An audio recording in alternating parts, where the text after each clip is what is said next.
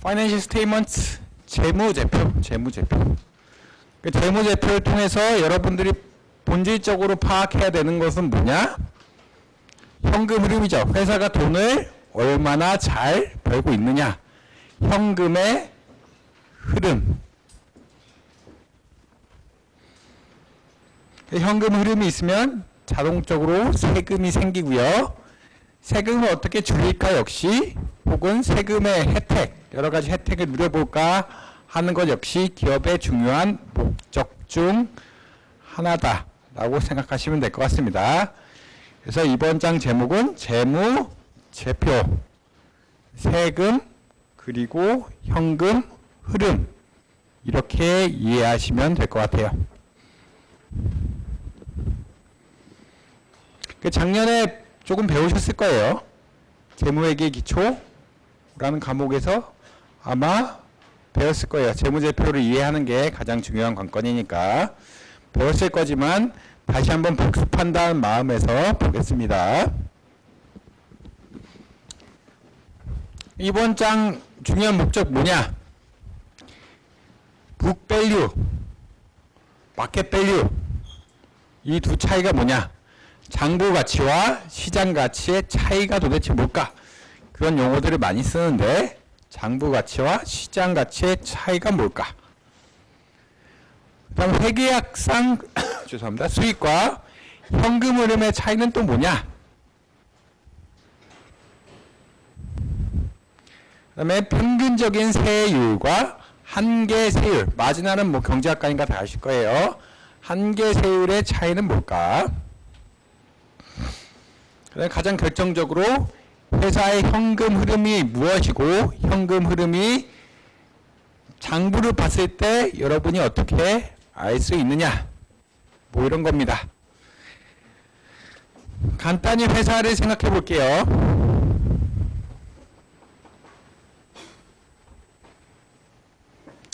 A란 기업이 현금을 벌면, 돈을 벌면 누가 가져가느냐? 남은 수익을. 크게 세 그룹으로 나눌 수 있어요. 돈을 벌면, 돈이 이만큼 있어.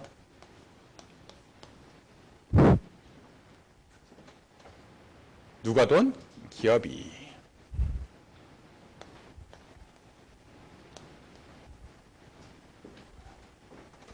막 사업을 잘해서 돈을 벌어.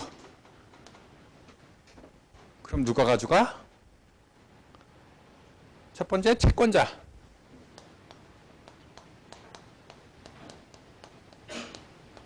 채권자 누구야? 내가 빚진 사람. 내 빚진 사람, 기업이 빚진 사람 돈부터 먼저 갚아야겠죠. 아닌가? 안 갚으면 어떻게 돼? 회사 망해. 그래서 채권자들한테 우선적으로 돈을 갚아야 된다.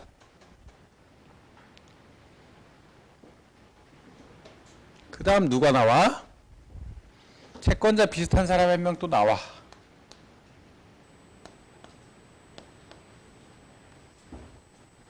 정부가 가져가는 부분이 뭐야? 세금.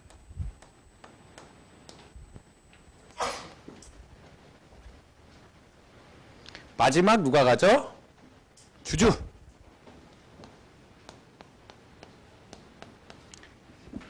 오더가 보통 이렇게 돼요.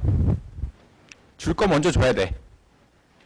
채권자, 나 돈 빌렸으니까 채권자 먼저 당연히 돈을 가져가야 됩니다. 채권자 떼주고 그 다음 정부야. 정부는 내가 돈을 못 벌면 보통 세금을 안 물려. 뭐 돈을 잘 벌면 세금은 물리고. 그리고 진짜 나머지를 주주가 가져가. 힌트를 주자면 현금 흐름이란 건 뭐냐?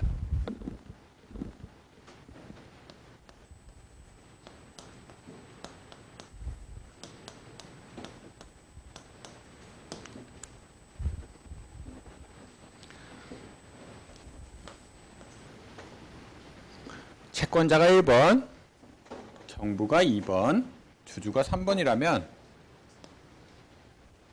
현금 흐름 뭐야? 1번 하고 3번이 가져가는 수익.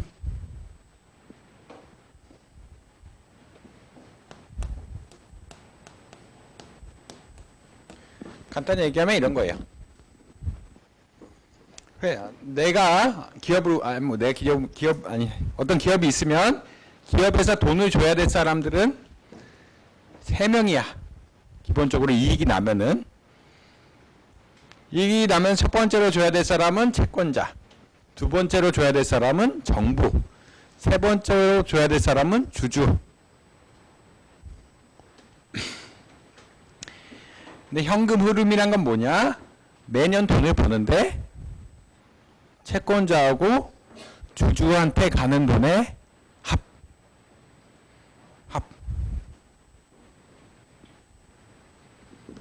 그렇게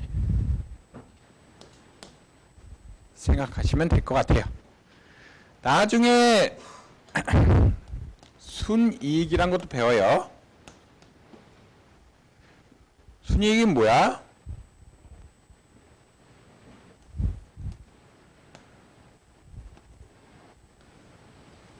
주주의 목. 차이가 있어요. 캐시플로우라 그러면 채권자와 주주가 다 가져가는 돈. 순이익이라 그러면 주주가 가져가는 돈.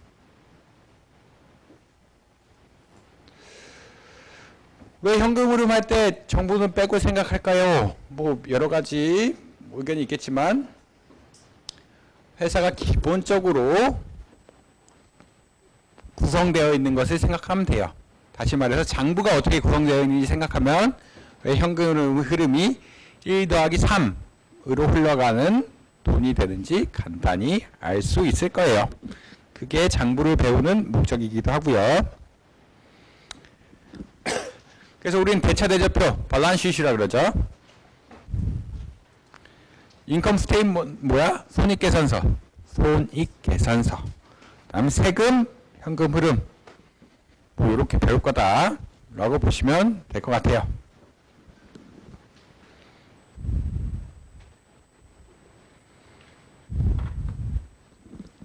그래서 대차대조표 부터 잠깐 살펴봅시다. 물론 많이 아시겠죠. 작년에 수업을 들어서.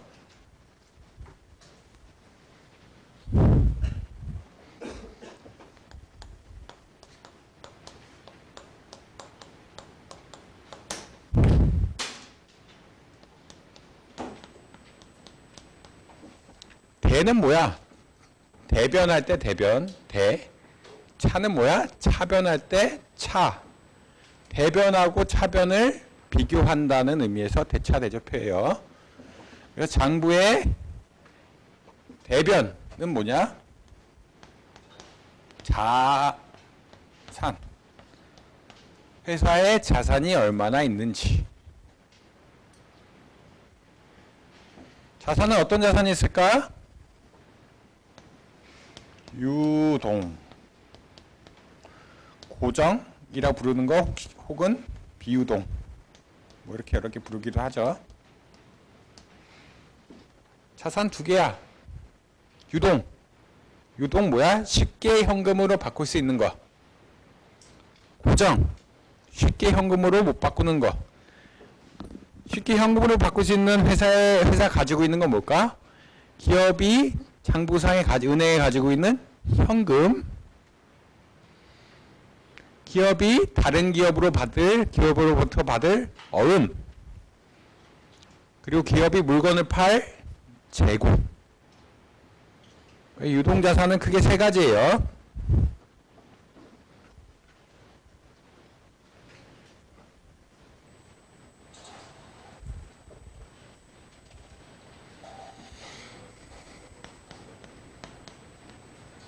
그게 현금성 자산. 재고, 어음, 받을 거. 밥만 씁시다. 어음 받을 건데. 유동 뭐야?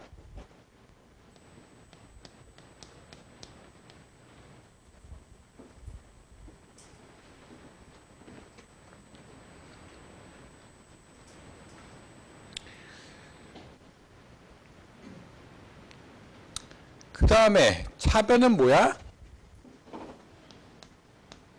흔히 말해서 라이어빌리티라 그러죠. 내가 줘야 될 걸, 줘야 될 거, 줘야 될 거, 주어야 될 것, 남한테. 라이어빌리티.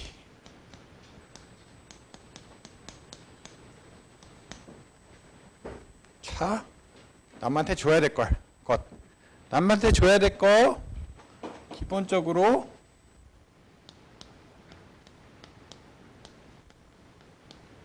채권이 있고, 그 다음에 주주도 나한테 투자했으니까 어느 시점에 나는 돈을 줘야 돼. 그 채권하고 주식. 혹은 채무라 그러죠. 채무.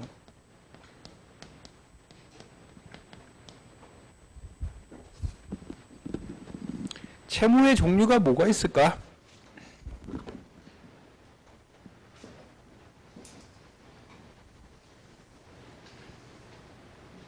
흔히 유동채무라고 얘기하는데 유동채권 혹은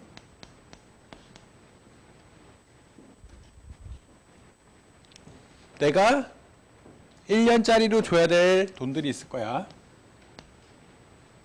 단기로 빚진 거. 단기로 은행에 빚진 거.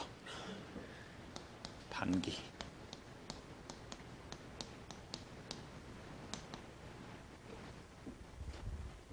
그 다음에 어음.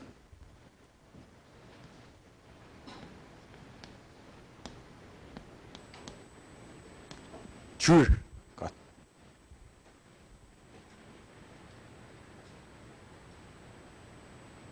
그러니까 내가 남한테 어음을 줘야 되면 어음 줄 것 어떻게 보면 회사 입장에서 채무야. 그 다음에 장기 채권.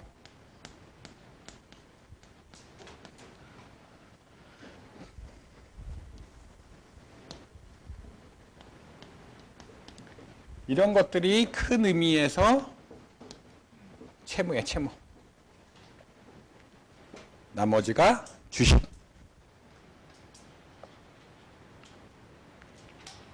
이렇게 이해하시면 되겠죠. 그러니까 엄밀하게 말하면 이런 말을 더 많이 써요. 줄 것, 내가 가진 것. 제가 차를 할 때 라이어빌리티라고 해서 스탁홀더 에quity 주식 부분도 마치 라이어빌리티인 것처럼 얘기했지만 회사의 주인은 주주죠. 주주가 자기한테 뭐 라이어빌리티가 있다는 말을 잘 안 쓰고 엄밀하게 얘기하면은 줄 것하고 주식. 주식이 뭐야? 회사의 주주가 모은 돈. 그리고 회사가 운영하면서 쌓아둔 돈. 이렇게 생각할 수 있습니다. 그래서 대차대조표 뭐야? 어떤 회사가 있으면 회사에 자산이 있겠죠. 회사에 자산이 있어. 유동자산이 있고 고정자산이 있어. 그럼 유동자산 얼마, 고정자산 얼마 쓰고 그만큼 있다는 거야. 뭐 더 이상 할 얘기 없어. 그게 얼마나 채무 혹은 채권으로 구성되어 있는지, 내 것, 주주의 것으로 구성되어 있는지 표를 나타낸 거다. 그래서 회사의 주인을 채권자, 일종의 채권자와 주주로 보면서 얘기하는 거다. 따라서 현금 흐름은 채권자와 주주한테 가는 돈. 장부하고 밀접한 관련이 있어요. 정부가 가져갈 돈은 쏙 뺀다. 그렇게 생각하시면 됩니다. 정부는 주인이라고 부르기 힘들기 때문에 회사의 현금 흐름이라는 것은 채무자 그리고 주주가 가져갈 돈. 이렇게 보시면 될 것 같아요. 자산 뭐냐? 자산 보통 당좌 자산, 흔히 말 유동자산부터 쓰죠. 유동자산 중에 가장 먼저 쓰는 거 현금이야. 현금 뭐야? 은행에 예금 있으면 내가 아무한테나 송금해 줄 수 있어. 그렇기 때문에 가장 먼저 써. 그 다음 어음 받을 거 재고. 그 다음에 고정자산 일반적으로 이렇게 쓴다. 차변 역시 마찬가지야. 내가 빨리 줘야 될 것들. 단기 부채라든지 단기 부채 먼저 쓰고 그 다음에 어음 줄 거 그 다음에 쓰고 장기채 거 쓰고 마지막 나머지가 주주의 것이라고 보시면 될 것 같아요. 그래서 장부란 게 이렇다. 개념적으로 current asset 유동자산, 회사의 자산은 유동자산하고 비유동자산이 있고 회사의 차변, 줄 것들은 단기에 줄 것, 그 장기에 채권을 줄 것, 나머지 주인 목, 주주의 목, 이렇게 생각할 수 있습니다. 만약 내가 current asset에서 current liability 빼면 대강 어떠한 게 나와? 올해 받을 거, 올해 내가 가지고 있는 자산, 단기적인 자산, 그리고 올해 줄 것들 뺀 흔히 말하는 운전 자본이란 게 나와요. 순 운전 자본. 개념적으로 뭐냐? 내가 이만큼 유동자산이 있어. 일종의 올해 뭐 내가 굴리고 있는 돈이야. 근데 단기 채무, 유동 채무만큼 나는 올해 줘야 돼. 그러면 내가 장부상의 대강, 물론 정확하진 않겠지만 얼마나 흔히 말하는 유동성이 있는지 볼 수 있어요. 운전자본, 유동성의 개념하고 굉장히 관련 깊어요. 유동성은 뭐야? 누가 나한테 돈 달라고 지급하면 내가 지급할 수 있는 능력. 뭐 그렇게 이해하시면 될 것 같아요. 뭐 그래서 국가 유동성 이런 거 많이 하죠. 뭐 유동성 이런 얘기 많이 하는데 유동성 문제가 걸렸다. 경제는 괜찮은데 유동성 문제가 걸렸다. 이런 얘기 많이 합니다. 개념상 뭐야? 뭐 경기가 좋아서 수출도 잘 돼. 근데 단기적으로 내가 돈을 갚아야 되는데 외환이 부족해. 그럴 경우 유동성이 부족하다고 하죠. 기업도 마찬가지예요. 단기적으로 내가 줄 돈이 있는데 올해 내가 당좌 자산이 부족해. 혹은 단기 유동자산이 부족해. 그러면 유동성이 부족하다라고 얘기해요. 줄 건 많은데 내가 당장 현금으로 바꿔서 줄 것들이 부족하니까 만약 안 주면 어떻게 돼? 회사 넘어갈 수도 있으니까 그런 측면에서 유동성이라고 얘기합니다. 그래서 좀 여담이지만 뭐 1997년 위기를 여러분들은 IMF 안 겪으셨을 텐데 IMF 외환위기 왜 생겼냐? 한국이 외환 유동성이 부족해서 라고 많이 얘기합니다. 돈을 갚아야 될 게 많은데 외화가 당장 없어. 달러로 빚을 갚아야 되는데 그런 경우 유동성이 부족하다라는 얘기를 많이 합니다. 뭔 얘기인지 알겠죠? 회사는 가지고 있는 게 있어. 현금으로 가지고 있든지. 오케이. 내가 또 받을 게 있어. 어음으로 받을 거. 그 다음 재고로 가지고 있는 거.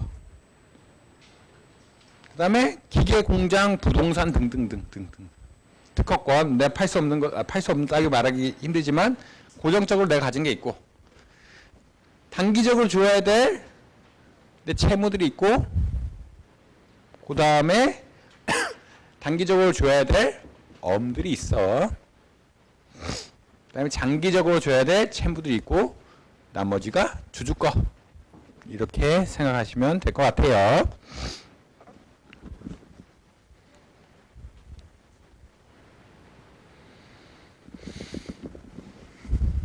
그래서 유동자산과 유동채무를 빼면은 순운전자본이라는 회계학적 용어가 나와요.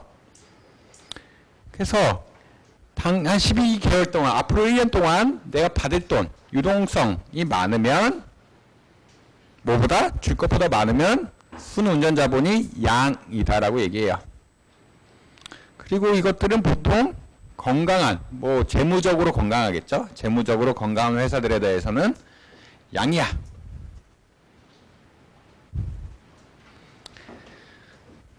그래서 운전자본하고 따라 나오는 게 뭐야? 유동성. 유동성이 뭐야? 내가 얼마나 자산을 빨리 현금화할 수 있느냐. 현금은 바로 현금화. 재고자산 팔면 현금화. 어음 받을 것도 금방 받으면 현금화할 수 있어. 유동성이 큰 회사들은 뭐야? 돈을 빨리빨리 만들어낼 수 있는 회사들, 현금들을. 돈을 이렇게 빨리빨리 만들어낼 수 있으면 채무 상환을 쉽게 할 수 있겠지. 채무 상환을 쉽게 할 수 있으면 흔히 말하는 재무적 위기를 겪지 않을 가능성이 크다. 근데 현금 좋은데 뭐가 문제야? 회사에서 돈 많이 버는 쪽은 기계야? 내가 가진 당좌자산이야? 당좌자산? 현금이야? 당연히 회사에서 돈 많이 버는 건 기계야. 기계에서 물건을 생산해서 마케팅해서 팔아서 얻는 수익이 당연히 현금 가지고 있는 것보다 커. 그래서 현금 보유하는 거는 유동성 측면에서 좋지만 회사 입장에서는 기계 안 사고 현금 보유하고 있으면 그렇게 좋은 거 아니야. 기계가 물건을 생산해서 돈을 더 많이 버는데 기계를 안 사고 그냥 현금만 가지고 있어? 그렇게 좋은 거 아니다.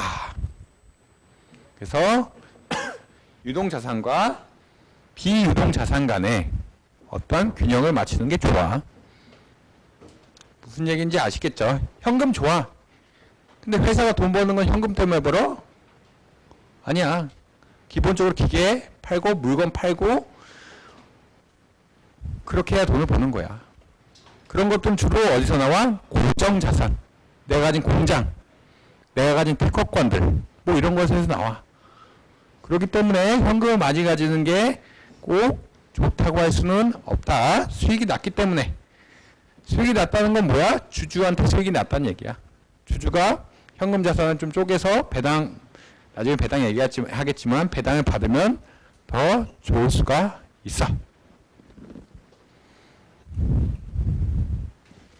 그래서 아시아 퍼시픽 코퍼레이션이란 걸 한번 봅시다. 그대로 써있네.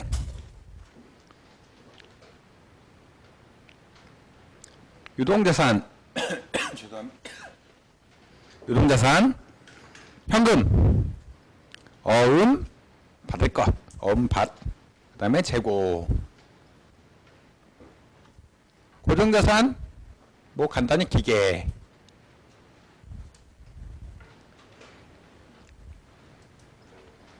라이어빌리티스 어음 줄 거 그 다음에 노트란 건 1년 아래의 채권을 얘기하죠. 1년 아래 내가 갚아야 될 채권들. 그래서 2010년 당좌 자산의 총액을 봤더니 1112 밀리언 달러야. 2010년에 죄송합니다. 단기자산 유동자산이죠.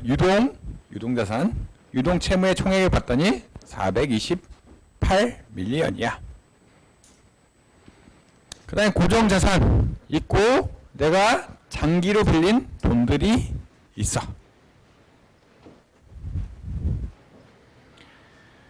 그 다음에 주식 뭔가 보통은 자본금이 있고 그 다음에 페이드 인 서플러스로 나오는데 이거 합친 거예요. 자본금 더하기 한국 계정으로는 자본 잉여금이라 그러죠. 커먼 스탁 자본금.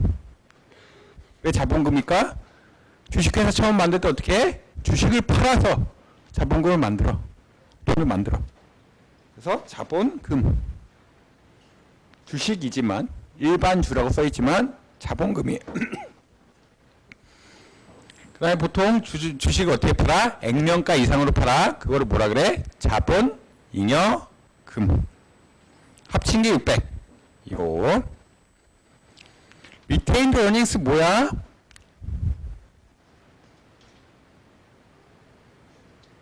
내 번 돈 중에 일부. 회사는 어떤 거야? 회사는 어떻게 보면 영속적이죠. 올해도 운영하고 내년에도 운영하고 그렇게 오래 갈 수가 있어. 그게 뭐의 특징이라 해서 주식회사의 특징이라고 얘기했어. 주식회사의 특징 그럼 영속적이다. 그럼 내가 번 돈을 주주한테 바로 안 주고 회사 내에 유보할 수 있어. 유보금이라 그러죠. 그게 역사적으로 쌓아온 게 retained earnings라고 얘기합니다. 자본금이 있고, 자본금, 오케이. 자본금 진짜 자본금이야. 내가 주식 팔아서 번 돈. 끝.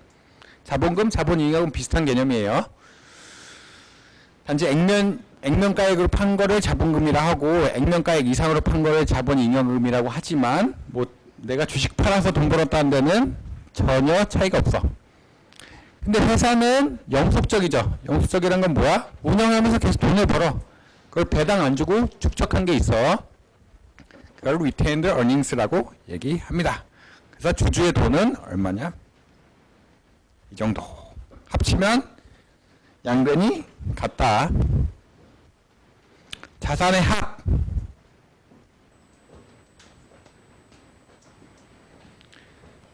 유동자산, 장기채권, 에퀴티의 합 같아. 그렇게 이해하시면 될 것 같아요. 이게 무슨 원리? 여러분 뭐 고등학교 때 배웠지만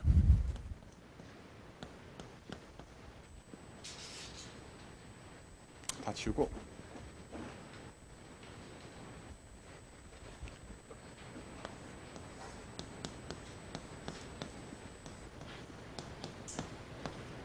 복식부기의 원리라고 얘기하죠. 대변과 차변이 늘 같아야 된다. 내가 가지고 있는 자산이 있으면 자산의 소스도 있겠죠. 내 주머니에서 나온 게 equity, 주식. 나머지가 채무, liabilities. 두 개는 같아야 돼. 이거를 복식부기의 원리.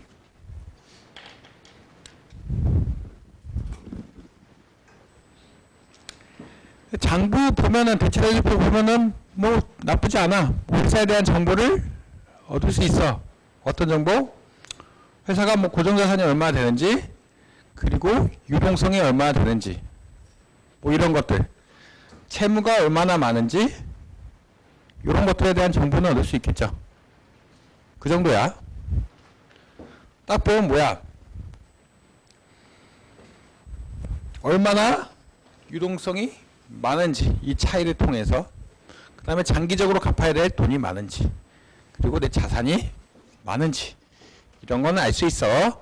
근데 뭐라고 했어? 이거는 스냅샷이야. 스냅샷은 뭐야? 그냥 어느 한 시점에 이 정도다 라고 얘기하는 거죠. 그래서 회사가 어느 기간 동안 영업성과가 얼마나 좋았는지 판단하기에는 부족해. 그래서 여러분들이 또 배워야 되는 게 손익계산서예요. 조금 이따 배울. 그래서 대체대조표 뭐야? 결국은 여러분들이 판단할 수 있는 정보는 회사가 얼마나 유동성을 가지고 있느냐, 그 다음에 회사가 얼마나 건전한가, 채무가 지나치게 많지 않느냐, 뭐 이 정도. 고정자산 이런 게 얼마나 많이 가지고 있느냐, 미래 물건을 많이 생산할 수 있겠네, 뭐 이 정도 개념. 뭐 그 정도입니다. 네, 부족해. 나중에 또 얘기할게요.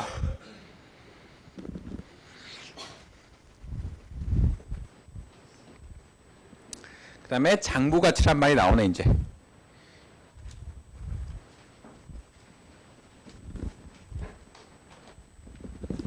내가 10년 전에 컴퓨터 샀어. 물론 감가상각이 있겠지만 그걸 오늘도 보유하고 있어. 고정자산이야. 근데 여기 기록되는 거는 10년 전에 산 가격에서 어느 정도 감가상각한 가격일 거예요. 뭐 그렇게 뭐 감가상각 얘기는 안 했지만 내가 어떤 기계가 있어. 10년 전에 산 기계야. 지금 근저에 굉장히 좋아졌어. 그러면 어떤 게 생겨? 사실 10년 전에 산 컴퓨터 같은 경우 오늘 가치가 없겠죠. 근데 장부상에는 가치가 남아있을 가능성이 있어. 모르겠지. 근데 부동산을 샀어. 좀 좋은 얘기를 해봅시다. 부동산을 샀어. 부동산은 산 거는 고정자산 산 거예요. 근데 땅값이 개발되면서 올랐어. 그럼 내 고정자산은 그런 땅값이 오른 걸 반영해 못해? 잘 반영 못해. 주로 장부가를 반영한다. 되게 느리게 반영하든지. 기계 같은 거 최신 기계랑 옛날 기계랑 다른데 장부상에서는 기계적으로 흔히 말하는 감가상각을 해요. 그래서 시장 가치랑 달라. 기계. 그 다음에 더 중요한 거. 이게 어떻게 보면은 회사 자산에 대한 주주의 부분일 거예요. 밑에 부분. 유동채권 빼고 장기채권 빼고 나머지 부분이 회사 자산에 대한 어떤 주주의 총 가치일 거야. 근데 시장에서, 근데 이 회사 상장회사야, 뭐 코스피 상장회사라고 합시다. 코스피 상장회사에서 거래된 시가총액하고 이 가치하고 같을까? 틀릴까? 당연히 달라. 이건 장부상의 주식가치고, 여러분들이 나중에 배우겠지만 코스피 시장, 주식시장에서 거래되는 어떤 주식의 시장가치는 미래의 돈을 얼마나 벌 수 있느냐에 의해서 결정돼요. 그래서 당연히 장부상의 주식의 가치랑 시장의 주식의 가치는 다르다. 그래서 장부에 나와 있는 거는 다 뭐야? 죄송합니다. 장부에 나와 있는 거는 다 장부가예요. 근데 한 주의 가치 발행할 때 액면가랑 완전히 달라. 삼성 한 주를 액면가로 살 수 있어? 그러면 무조건 사야죠. 액면가 5,000원 할 테니까. 장부상에 표시된 주식의 가치랑 시장에서 거래된 주식의 가치는 완전히 달라요. 그래서 장부 가치는 장부상에 있는 가치고, 시장 가치는 진짜 이거를 팔 때 얼마나 가치가 있느냐, 그런 겁니다. 교수님, 왜 그러면 채무도 이렇게 다른가요? 시장 가치랑 장부 가치랑. 뭐 물건 팔 때 내가 가진 자산은 옛날에 사서 그럴 수도 있고, 주식은 미래 버는 돈인가 그럴 수도 있어. 왜 라이어빌리티, 채무도 달라? 회사가 망할 것 같아. 간단히 얘기해서. 회사가 망할 것 같으면 채권의 시장 가치, 아주 심하게 얘기하면 0원이야. 장부상에는 얼마가 있지만 회사가 망할 것 같아. 그러면 채권자들이 이 회사에 대해서 돈을 받을 수 있어 없어? 거의 못 받겠지. 그러면 얘네 가치가 0원이야.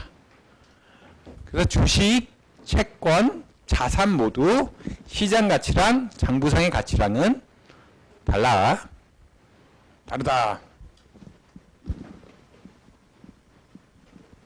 그래서 시장 가치와 장부 가치는 굉장히 달라. 그게 결론이야. 뭐 같을 수도 있겠지만. 그럼 둘 중에 하나 택해야 된다면 여러분 뭘 택해야 돼?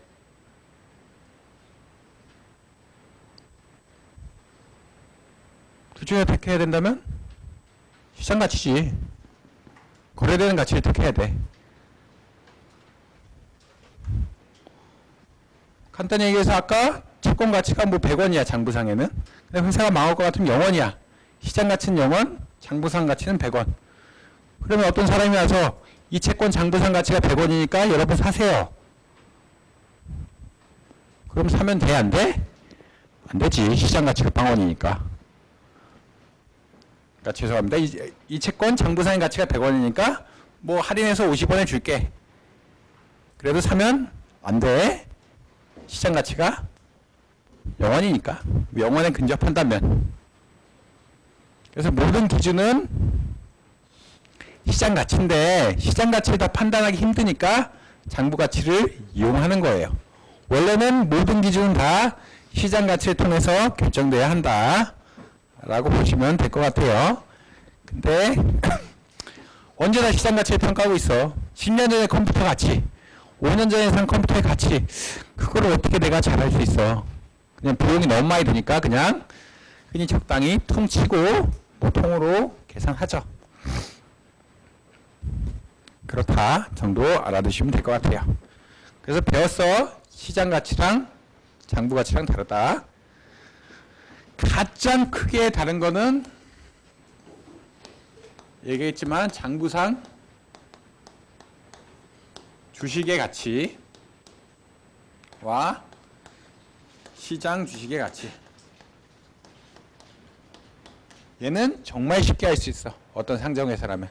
시장 주식의 총가치, 시가 총액. 뭐 들었을 거예요. 장부상 주식의 총가치, 장부에 나와 있어. 얘는 쉽게 비교 가능해. 정말. 거래가 되니까 시가 총액하고 장부상 주식의 총가치. 뭐 잘 모르겠으면 이거 하나만 기억해둬도 괜찮습니다.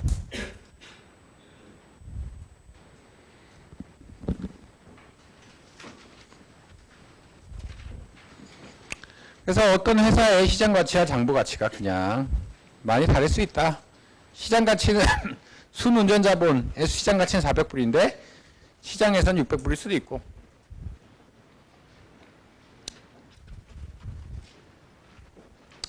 예를 들어서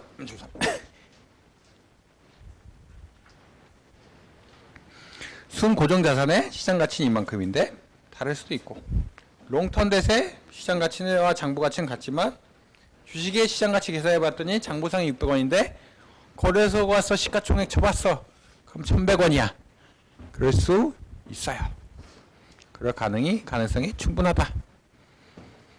물론 당연히 시장 가치의 합은 역시 시장 가치의 합이 돼야겠지만, 그럼에도 불구하고 차이가 날 수는 있고, 차이가 나는 게 중요할 뿐만 아니라 여러분들 의사결정은 뭐에 의해서 해야 돼? 시장 가치에 의해서 해야 된다.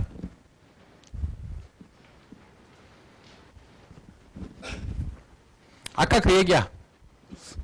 인컴 스테이트먼트, 손익계산서. 대차대조표는 순간적으로 회사가 어떤 상태에 있느냐예요. 근데 내 입장에서 중요한 건 뭐야?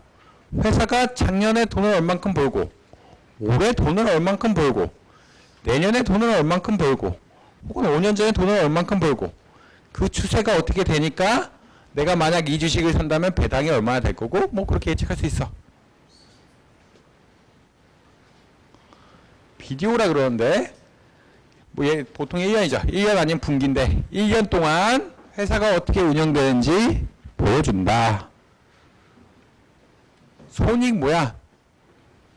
손해와 이익이 어떻게 났는지 계산해 준다는 얘기야. 요새는 GAAP 안 쓰고 IFRS라고 하죠. 그 다음에 이 손익계산서를 할 때 가장 큰 특징이 뭐야? 회사가 물건을 팔려면 우선 뭘 만들어? 재고. 회사는 바로 물건 팔 수 없어. 재고로 일단 뒀다가 팔아. 자동차 재고가 있어야 팔지. 그러면 회사가 어떤 물건 만든 것을 비용으로 계정할 때는 언제야? 재고가 팔렸을 때 재고 만든 비용을 실제 회계상의 비용으로 계산한다. 간단히 얘기하면 이런 얘기예요. 시간을 한번 생각해 봅시다.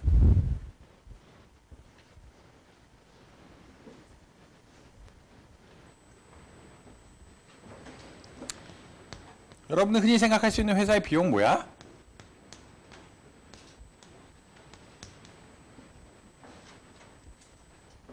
인건비.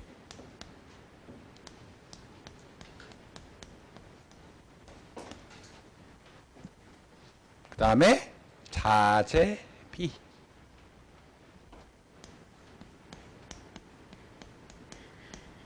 이 두 가지를 크게 직접비라고 하죠.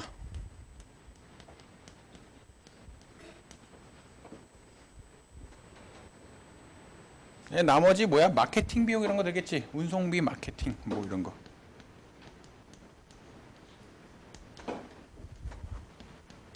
이건 간접비.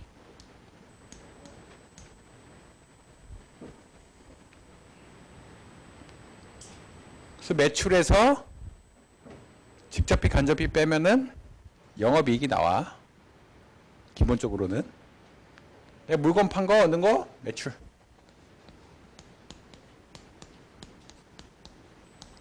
회사 물건 팔면 매출이 생기는데, 매출에서 만든 애들은 직접비, 간접비 빼면은 뭐가 나와?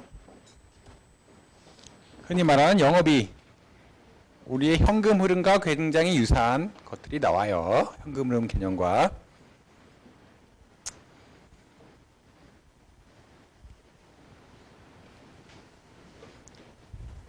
근데 여러분 자동차 팔아.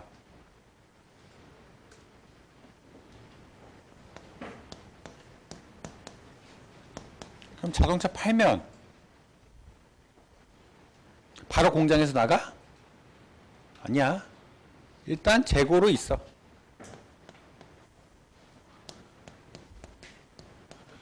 재고 만드는 데 돈이 들어 안 들어? 자동차 만드는 데 돈이 들어 안 들어? 인건비, 자재비 다 들어. 마케팅 할 때도 돈이 들고. 이게 흔히 말하는 재고자산의 비용이에요. 재고자산의 가치.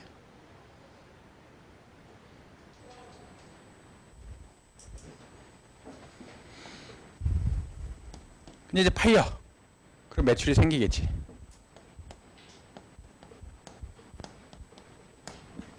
그럼 이 재고자산에 만들었던 비용들은 언제 실제 직접비로 계산이 되느냐? 물건이 안 팔리면 계산이 안 되고 그냥 재고자산으로 남아있고, 물건이 매출로 변했을 때 비용도 같이 계산한다 라는 게 일반적인 회계의 법칙이에요. 물건이 바로 팔리면 상관없는데 보통 재고 있어. 재고를 거쳐가지고 팔죠. 그 실제 물건을 팔 때 재고 만들 때 든 비용들을 계산해. 그거를 매칭 프린시플. 매출이 생길 때 비용도 계산한다. 이거는 알아도 뭐 물어볼 건 아닌데 그냥 회계상에 이렇다 알아만 두세요.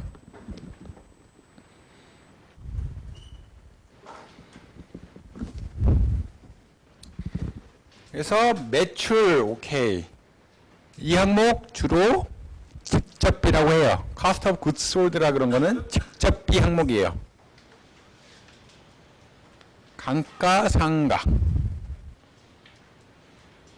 그래서 EBIT이란 게 나와요.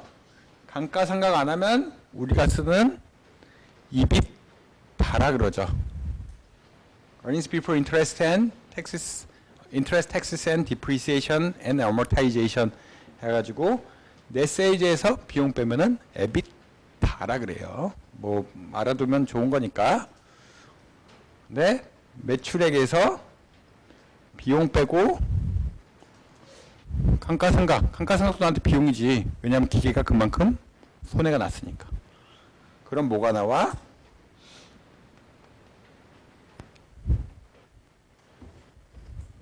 흔히 말하는 이자 및 세금 전의 수익. 영업이익이에요. 이게 EBIT이 보통 영업이익이라고 하죠. 그리고 통칭해서 영업이익이라고 합니다. 세금과 이자를 물리기 전에 수익. 영업이익이라고 해요. 근데 뭐 줘야 돼? 이자 줘야 돼. 이자 주고 남은 걸 뭐라 그래? 세전 소득, 세전 이익, 세전 소득 보통 이렇게 얘기하죠. 이자 준 거는 나한테 주인이 주주니까 이자 준 거는 나한테 비용이야 일종의. 그래서 카운트 안에 그래서 세전 이익, 세전 소득, 뭐 taxable income 이라고 얘기합니다. 여기다 뭘 때려? 세금. 그러면 순이익이 나와. 순이익이 실제로 주주한테 가는 돈이야. 주주한테 어떻게 가? 배당 형태로 갈 수도 있고 회사 안에 유보할 수도 있어. 이게 뭐야? 손익계산서야. 뭐야, 회사 얼마 벌었는데 직접비 얼마 썼고 감가상각 얼마 당해서 경제적으로 손실이 얼마 났어요. 그래서 영업이익이 계산되고 이자 비용 줘야 돼. 그러면 뭐 해야 돼? 세금 내야 되고. 주주한테 줄 돈이 있는데 주주한테 줄 돈을 배당으로 줄 수도 있고 그냥 회사 유보해서 뭐해? 투자할 수도 있어. 현금으로 바꾸거나. 이해 가시겠죠? 이게 언제 한 거야? 회사가 2011년에 이런 행동을 한 거야. 매출, 물건 팔아서 얼마 벌었는데 거기 만든 비용이 얼마였고 그 다음에 내 기계 손실 난 거 계산해 받고 그랬더니 영업이익이 나오고 영업이익에서 이자 주고 이자 주면 뭐 해야 돼? 세금 내야 되지. 세금 내고 그럼 순이익 나오고 순이익에서 뭐 해? 배당 주고 나머지는 회사 내로 유보시켜. 투자나 현금성 자산을 늘리겠죠, 보통. 재고 자산을 늘릴 수도 있고. 이해 가시겠죠? 좀 지겹지만 한번 잘 생각해 보세요. 회사 뭐야? 회사 매출은 간단해. 버는 거니까. 물건 팔면은 매출이 생기는 거고. 비용 뭐 복잡하지 않아. 직접비, 간접비. 회사에서 번 거에서 비용 빼면은 그 다음에 감가상각까지 빼면은 보통 영업이익이 나온다. 영업이익에서 이자 비용 제끼면 세금 낼 돈이 나오고 세금에서 낼 돈 뭐 있어? 세금 내야 돼. 세금 내면 순이익. 순이 무슨 순일까? 주주가 가져갈 수 있는 돈. 주주가 가져갈 수 있는 돈인데 일부는 배당으로 받고 일부는 회사 내에 그냥 유보하고 그런 개념이에요. 유보해서 뭐해? 그냥 현금을 늘리거나 보통 투자를 하거나 뭐 이렇게 생각하시면 될 것 같아요. 그래서 이해 가시죠? 번 거 비용 얼마, 감가상각 얼마, 어쩌고 저쩌고 줄줄줄줄 나와야 됩니다. 크게 어렵지 않아. 그래서 영업이익이라고 하면은 보통 뭐라 그래? 회사에서 여러 가지 비용 턴 거를 매출에서 여러 가지 직접비, 간접비, 감가상각비까지 턴 거를 영업이익이라고 합니다. 영업이익에서 채권자한테 줄 거 주고 그다음 세금 낼 거 내고 그럼 실제 주주가 가져간 돈이 나오는데 그거를 순이익이라고 하죠. 그다음 텍스는 여러 가지 이슈가 있어요. 텍스는 한계 세율이 있고 평균 세율이 있어요. 여러분 나중에 뭐 증여를 받을 수도 있지만 뭐 회사를 증여를 통해서 한번 생각해 봅시다. 뭐 기업은 조금 먼 얘기니까.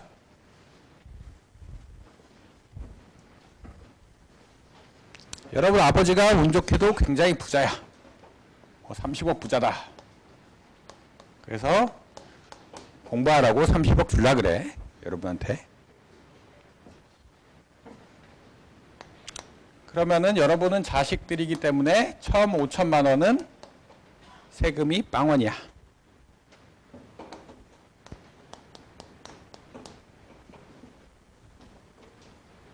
그 다음 1억은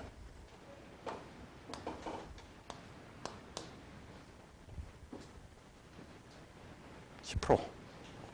5억까지는 20%. 10억까지는 20%, 30%인가? 30%. 30억까지는 40%. 이렇게 돼야 돼.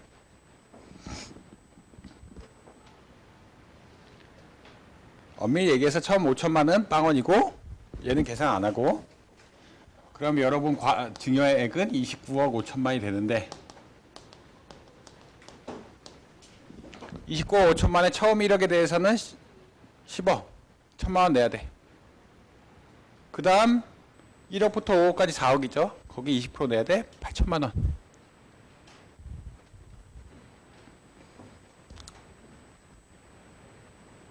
그 다음 10억 5억부터 10억까지 5억 원인데 거기 30% 1억 5천 내야 돼. 10억에서 30억까지 얼마 내야 돼? 40%니까 20억에 40% 8억 좀 내야 되네. 이렇게 세금 계산합니다. 한계 세율 얼마야? 내가 1원 늘리면 세금 얼마네? 증여액에 1원 늘리면 세율 40%. 근데 평균 세율은 당연히 한계 세율보다 이 경우 작아. 평균 세율은 얼마야? 전체 전체 번 것 중에 전체 내 30억 중에 얼마 내야 되느냐니까. 평균 세율은 40%보다 당연히 작을 거야. 그러니까 평균 세율하고 한계 세율의 차이점 알겠죠? 증여세 실제 이렇게 내요. 아마 30억 넘어가면 50%인가 그래요. 그래서 5천만 원까지 빵원이고 아예 그거는 제외되고 그 다음 1억 5천 내는 거는 5억 5천까지 내는 거는 9천 뭐 이런 식으로 계산이 돼가요. 그래서 한계세율, 평균세율 뭔지 알 거야. 한계세율은 내가 지금 영업이익을 가졌는데 지금 영업이익 수준에서 1원 더 늘리면 세금을 얼마나 내야 되느냐. 이런 경우 40%. 내가 뭐 한 5억 상속받는다 그러면 20%. 평균세율은 뭘까? 전체 내가 세금 내야 될 돈의 증여액분의 세금 계산. 총 세금의 양. 그래서 1,000만 원 더하기 8천만 원 더하기 1억 5천 더하기 얼마야? 8억. 뭐 이런 식으로. 8억 조금 안 되겠죠. 그거를 29억 5천으로 혹은 30억으로 나눠주면 돼. 이게 평균세율이야. 내가 증여받을 부분에 대해서 평균적으로 얼마나 냈느냐. 그런 개념이에요. 한계세율하고 평균세율 다르다. 이게 어떤 때도 적용되느냐. 이 기업의 경우도 마찬가지예요. 한국에 최근 세금 올리자는 얘기 많이 하죠. 어떤 세? 기업의 영업이익에 대한 세금을 지금 22%인가 23%인가 그래. 이거를 1, 2%더 올리자. 뭐 이런 얘기 많이 하는데 그냥 다 22% 내는 건 아니고 세율이 점차 올라가. 이걸 진보적인 프로그레시브 텍스라 그러죠. 흔히 말해서. 텍스 시스템이란 게 기본적으로 그렇게 돼 있어. 그래서 한계세율하고 평균세율은 당연히 다른 개념이다.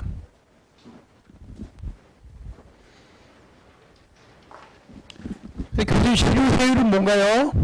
여기 그냥 스태튜토리 레이트는 법정 최대예요. 법정 최대액인데 실효세율이 따로 있어.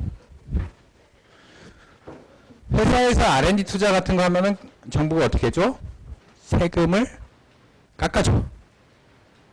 우리나라 경제 발전에 도움을 주니까. 흔히 말하는 외부성이 있기 때문에 한 회사가 R&D 같은 거 하면은 보통 세금을 깎아줘. 그래서 법정 세율은 이 정도지만 실제 세율은 법정 세율하고 실제 이펙티브하게 내가 내는 거는 법정하고 다를 수가 있다. 제가 아마 봤을 때는 얘가 거꾸로일 거예요. 실효세율이 법정세율보다는 낮아요. 왜냐하면 크레딧을 주니까.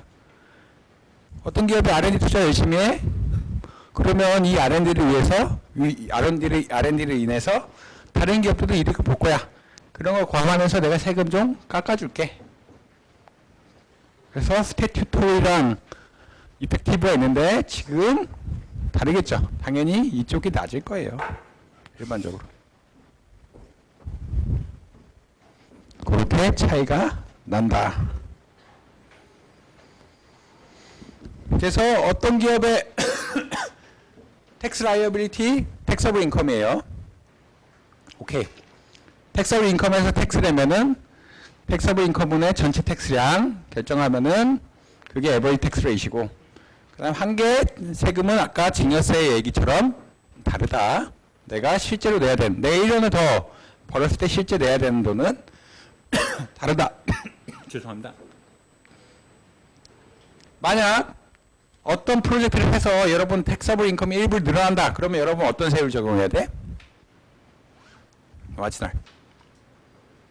그러니까 여러분 실제 의사결정에 반영된 거는 마지널 텍스 레이시다.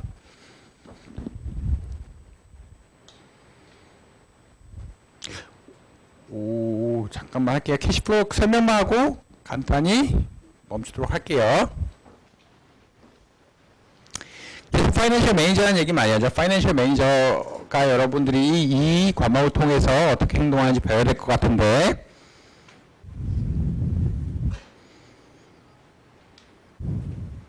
스테이트먼트 오브 캐시플로우 배울 거예요.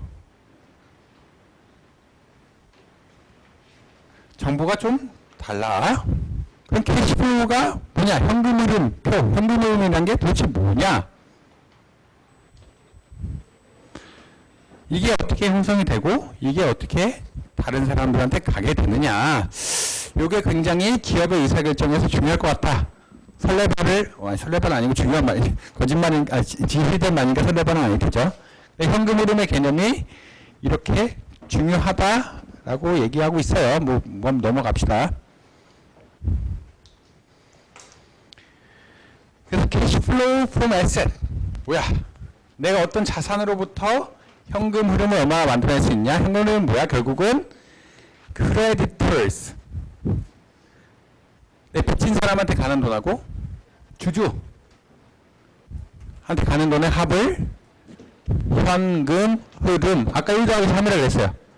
1 더하기 3이 캐시플로우야. 그럼 실제 주주한테 가는 돈은 얼마나 될까? 오퍼레이팅 캐시플로우, 아까 영업이익하고 비슷한 개념이야. 영업이익이라고 간단히 생각하면 됩니다. 그 다음에 뭐가 있어? 투자하면은 내가 주주랑 채권자한테 갈 돈이 줄어들어. 오케이. 그냥 그 다음에 내가 만약 유동자산을 늘려, 내 캐피탈 스펜딩이 뭐야? 고정자산을 늘려. 워킹 캐피탈을 늘린다는 얘기는 뭐야? 유동자산을 어떻게 보면 늘린다는 얘기야. 내가 돈을 이 두 사람한테 안 주고 만약 회사의 자산을 늘리는 데 쓴다면 이 두 사람 주인한테 갈 돈 혹은 돈을 받아야 될 사람들한테 갈 돈이 줄어들겠지. 그래서 캐시플로우 프롬 에셋을 이렇게 정의합니다. 오퍼레이팅 캐시플로우 주로 에빗 뭐 이런 거 많이 써요.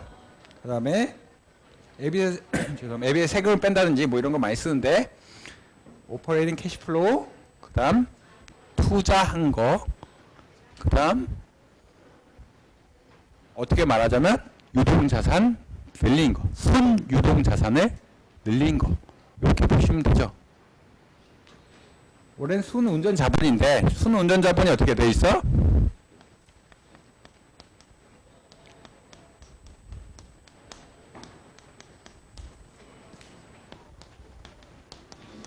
순운전자본이라는 게 유동자산 마이너스 유동부채죠.